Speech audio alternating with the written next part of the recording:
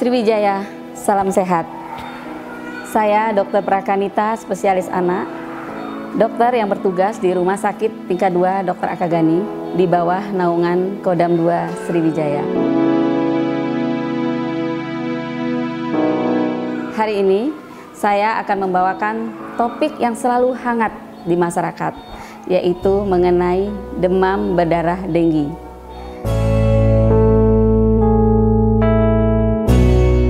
Demam berdarah adalah infeksi yang disebabkan oleh virus dengue yang ditularkan melalui vektor, yaitu nyamuk Aedes aegypti.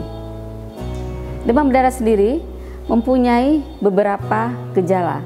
Fase pertama adalah fase awal atau fase demam. Penderita akan mengalami demam tinggi mendadak, disertai gejala lain, nyeri pada belakang mata, kemudian nyeri sekujur tubuh, sakit kepala, bahkan kadang-kadang ada mual, muntah, nyeri perut, nafsu makan yang menurun. Fase kedua adalah fase kritis. Masa kritis adalah dimulai pada saat awal demam yang 3 hari berturut-turut, kemudian mendadak pasien menjadi dingin. Saat dingin, bukannya pasiennya menjadi enak, tetapi anaknya menjadi lemas, tidak mau makan, anaknya rewel, kadang-kadang sulit untuk dibangunkan, dan bila kita raba, kaki dan tangannya akan dingin. Fase ketiga adalah fase penyembuhan. Pada saat ini, penderita akan mengalami kembali demam yang tidak terlalu tinggi, dan pada saat itu anak mulai enak, nafsu makannya meningkat. Tapi pada saat itu akan timbul juga ruam yang disebut dengan ruam kovalensen, yaitu timbul bintik-bintik merah seluruh tubuh dengan gejala agak gatal.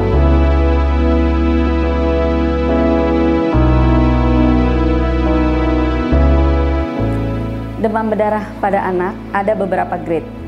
Yang pertama adalah grade 1.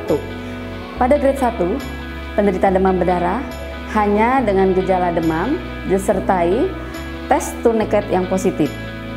Untuk grade 2 agak lebih berat, yaitu demam disertai tanda-tanda perdarahan. Perdarahan bisa keluar dari hidung si anak, kemudian bisa dari mulut berupa muntah darah, bisa BAB hitam, dan perdarahan-perdarahan lainnya yang timbul secara spontan. Pada saat grade 3 itu lebih berbahaya lagi. Grade 3, bila kita melakukan pengukuran, itu akan ditemukan kaki tangan yang dingin disertai nadi yang cepat, halus, lembut, serta tekanan darah yang pendek atau sistol dengan diastol yang pendek. Dan grade 4 adalah yang paling berat, itu adalah fase shock yang paling berat. Akan dilakukan pemeriksaan, tekanan darah tidak bisa lagi diukur, kemudian nadi tidak teraba. Yang paling penting adalah pencegahan. Pencegahan kita sering mengenal mengenai 3M. Yang pertama adalah menguras.